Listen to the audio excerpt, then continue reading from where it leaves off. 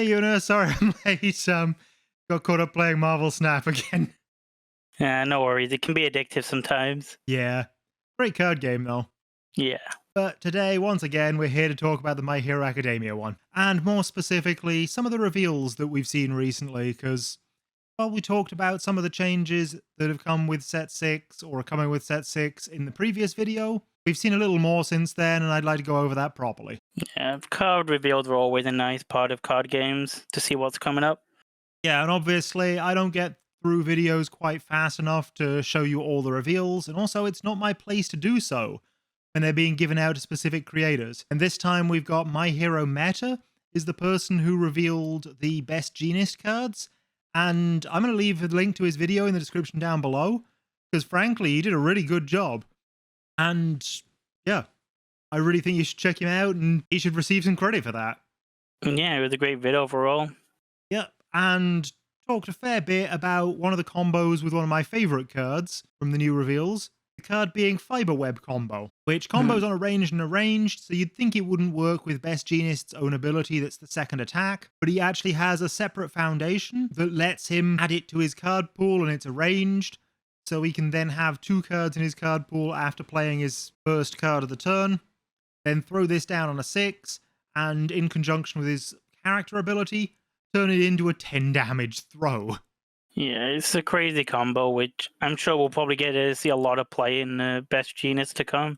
Yeah, absolutely. I'm not sure if I'll be playing Best Jeanist, but one of my favorite cards from this set is Stylish Strike.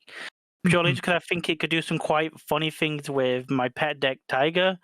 Just if it's not blocked, it could mean drawing 3 cards. Yeah, I don't see that card doing particularly much in anyone else, but in Tiger it's going to be hella funny. Yeah, plus I'm hoping that Tiger will be retroactively changed to have Pro Hero as a trait, which then that damage can't be reduced could mean at worst I could flip it to make it a 4/4 with only using the character in hand, which isn't great, but it is something it could do as well. Yeah, the can't be reduced below printed is always great for Tiger. Yeah.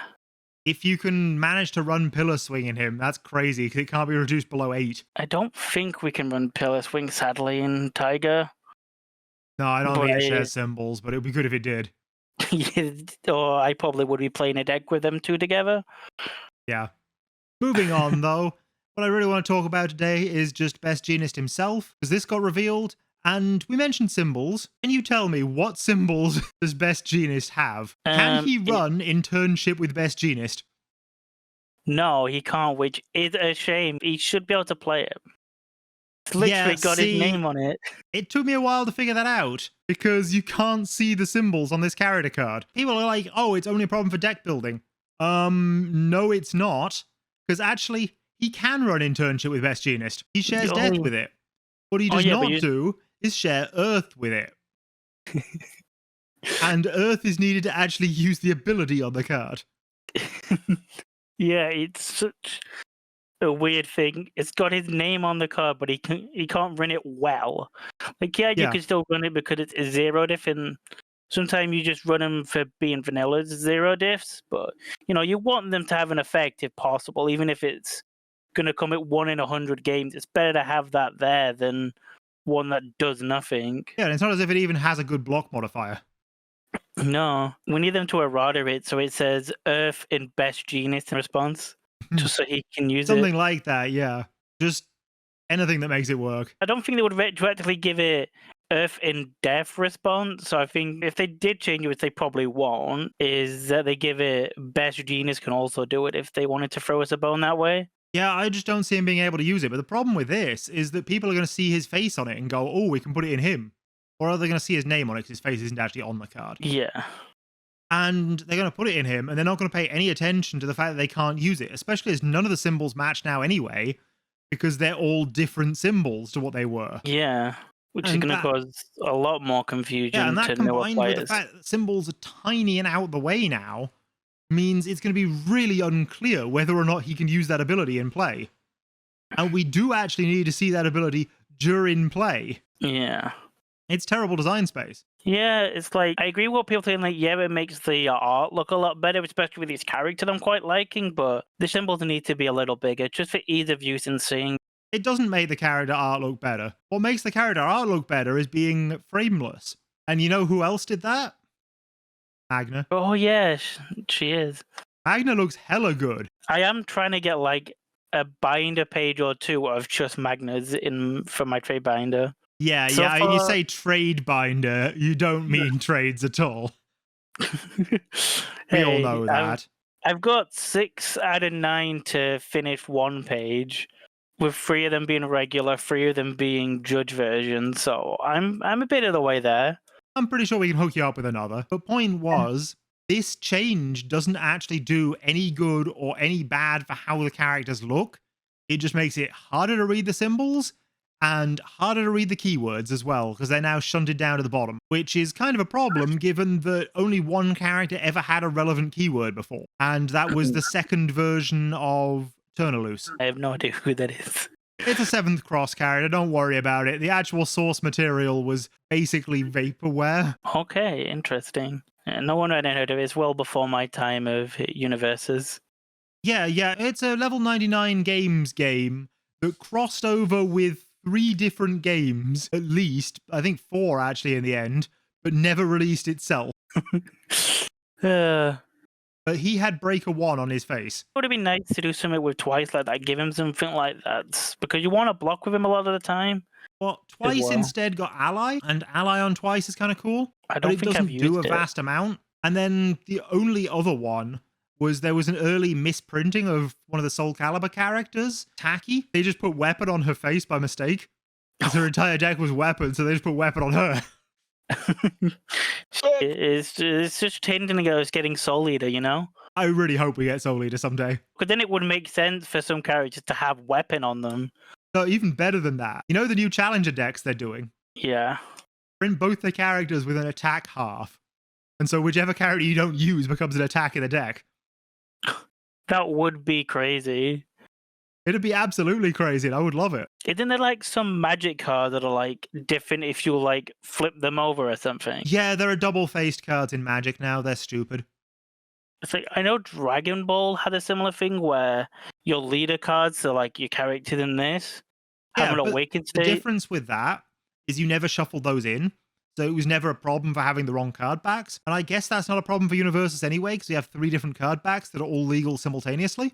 But that said, having a card that you can only tell what it does if you pull it out of the sleeve and turn it around is really terrible for gameplay, especially at drafts and sealed events and pre-releases in general. Yeah. The worst experience was in Kamigawa Neon Genesis. Sorry, Neon Dynasty. Neon Genesis Evangelion. Where they had enchantments that became creatures 3 turns later, and you had to just play them down and then wait 3 turns to find out what your creature did. Otherwise, you gave away that you had one of these in hand to your opponent. Yeah, that didn't seem very intuitive game design. Double-sided cards in general are just really bad for gameplay. Yeah. What worked are split cards, which are 2 cards which you just choose which one it is when you play it, but they're both on the same face of the card. And flip cards, where you just turn the card the other way up when it flips. As in, not turn it face down like you do for flipping in this game, but just rotate it 180 degrees. I know Pokemon did a similar thing with their like gold cards, where they was like half a card you put on top of another card, but it was like sideways, which was odd. That's the separate thing if you have 2 cards stuck together to become 1 card. Yeah. That is obviously also a Magic mechanic, and it's also a stupid one, but it comes up a lot less often so nobody cares. Yeah. But yeah, as far as I'm concerned, everything should be on one face. And actually, I really missed the split cards for this game, but other people didn't like them for a bunch of reasons. One of them was just they were really, really poorly balanced. I mean, look at this attack here. It has a 5 check. Why would you not run an attack with a 5 check? Yeah, I'm going to say one of the biggest downsides is checking the 3. Yeah, just don't check 3s. Make your entire deck check 5s. Oh, look, you've still got attacks. It's stupid as all hell. You play Russian roulette, you run all 5, but then 1 check in the deck. Oh, I love that. But yeah, for Soul Eater, that would be great.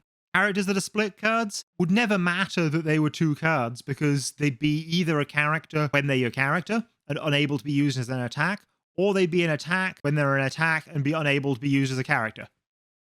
Yeah. So it would just matter based on which one you chose to play, which one you chose to use as an attack. Hmm.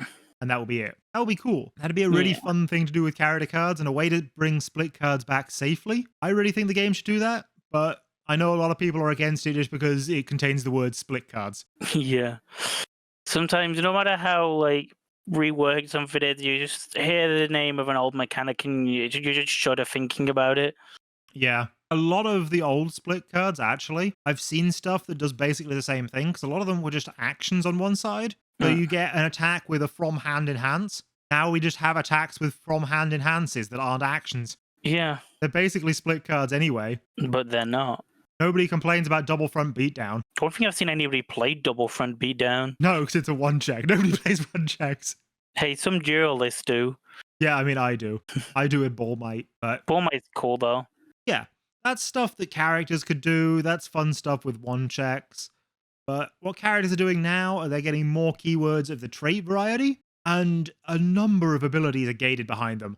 Actually, quite a lot. So this pro hero on best Jeanist really matters. So the fact that it's the last thing you see on the card is kind of a problem. Yeah. It should be up there where keywords used to be, so it's visible when you need it to be. Yeah, I also don't like things like EX and powerful being at the bottom, because when I see a card, I'm just straight like, what traits, things, stun, whatever powerful it has, straight away, I'm straight up there before the effect. Well, you mentioned Also, stun there. Stun's the big one, because EX and powerful, you use them whenever during the enhanced step. Stun, yeah. you pretty much have to use that first to get the most of that effect. Yeah, because if they've got an on-commit that's a powerful thing, they're just going to shotgun it. Yeah. And that's going to be the thing you want to stun, so the stun becomes a lot less good. Yeah. The stun needs to be up there at the top more than any other ability, really. Yeah. Except maybe Flash. Oh, Flash for sure needs to go up there. So this card is just bad design. Yeah, I don't like change in my card games. I mean, I don't think either of us do, but there's a reason why this change is bad. I mean, I said in the last video, I thought the characters were fine. And then I saw this guy and went, oh God, this is not fine. This does not tell me the information I need to know. Yeah. I look at this, it takes time for me to work out whether he has the right symbols, because I've got to actually find where the symbols are on the card, read the really tiny symbols, work out what each of them means, work out how they correlate, look at the other cards that they correspond to, and then see if those match there. I've only just really been able to, at a glance, know the symbols of the old design, and now it's new. Yeah, and for people who've started with My Hero, I can imagine that's a lot worse. It's One not thing I the do like change from a that's the third-party problem for me. thing, though, is something that UVS Ultra's done, is that you are able to pick between the new and old symbols on their site. Yeah, now if you change, it will reset your search entry, which is a little bit annoying, but it's not the end of the world. Just do the change first. It'll keep it. It's fine. Yeah, I do like that they added that to it. It helps a lot. Yeah. And the fact that you can switch between the two means also you can use it as a way to learn. Yeah. So yeah, there's I good there. mostly went off color for the symbols, to be honest, because they all seem to be like a different color. Oh, the new ones are color-coded quite nicely. Except if you're colorblind, in which case it's absolutely appalling. Yeah, that's my one issue a lot with these. With it being a small, it's hard to tell what they actually are. Yeah, Jona's going to really struggle. Yeah, and there's no easy way for them to fix that without changing the symbols again to be more colorblind friendly colors. Well, I don't know how much more colorblind friendly they can make 12 colors. Yeah, that's the issue. I think we need to actually be able to see the symbols again. So yeah, I'm not thrilled with this design. I am thrilled with the character. The character actually looks really fun to play. Yeah, I think that was my feeling looking at Best Jeanist. Like, I really liked him as a character, but not his kit so much. And likewise, I really enjoyed the reveal videos. I will say again, go check out My Hero meta. He's great, and you'll see all the cards there rather than just the few that have come up in this discussion. Yeah, so check him out. He deserves it. And I mean, if you want my thoughts on a lot of them, check my Discord, which I'll also link in the description down below. It's a fun place. A lot of card gaming, weird talks in there. Yeah. Well, see you all there, or in the next one. Bye. Bye. Bye.